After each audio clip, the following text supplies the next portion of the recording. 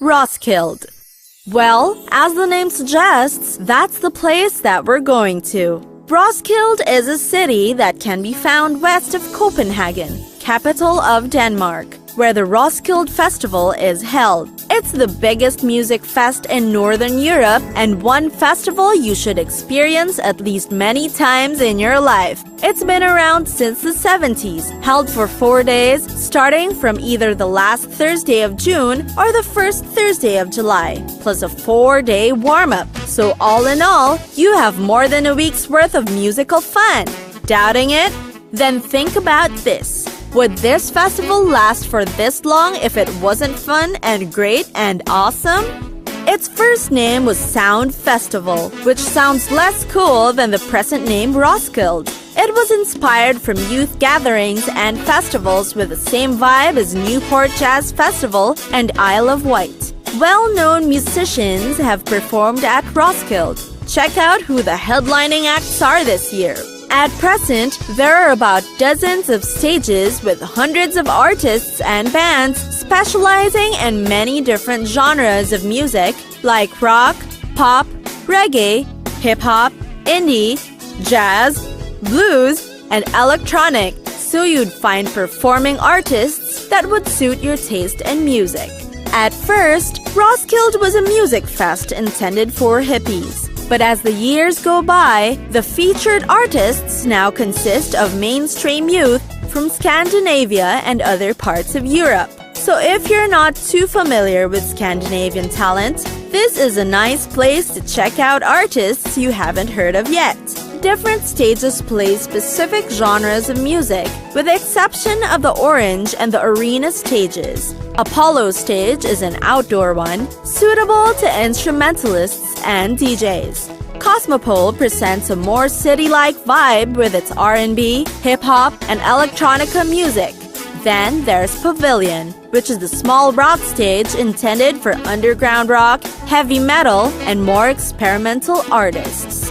It's best if you're also going to be there for the warm-up days, because when you're busy transferring from one stage to another for your anticipated artists during the festival days, it would be harder to make friends already. There are lots of things to do during the warm-up days, like roller skating or running like crazy on the campsite to set up your tent on the best spot. Aside from great music, Roskilde is also popular because of the huge population of skateboarders it attracts in the festival. In fact, there is a skate park inside the Roskilde Festival grounds where festival goers show off their skateboarding skills. If you want to take a break from the music scene in the festival, you can drop by the skate park. Don't be too shocked if there are nude people running around the festival. They're not going mad. This is because of one of the most famous features of Roskilde, the Naked Run, that happens on the Saturday of the festival. Participants would run naked around the campsite, and one male and one female winner will win a ticket to the next Roskilde Festival. It's a pretty good deal, don't you think? Anyway, believe it or not, the Naked Run is so popular among festival goers, especially among the males, that the organizers had to set qualifier events. Don't worry if you don't want to, and you're not obliged to watch it either if you feel too uncomfortable. Roskilde is one of the most enjoyable festivals in the world, and safest probably if the tragedy that happened in 2000 didn't occur. It happened on the Orange stage, the main stage, during the Pearl Jam concert. According to police reports, the people who died fell on a crowd surfing hole and were unable to get off immediately. The weather was also considered a factor because it was raining when the tragedy happened and the grounds were slippery. As a result, crowd surfing was banned by most music festivals in Europe, and significant changes regarding security in Roskilde were imposed.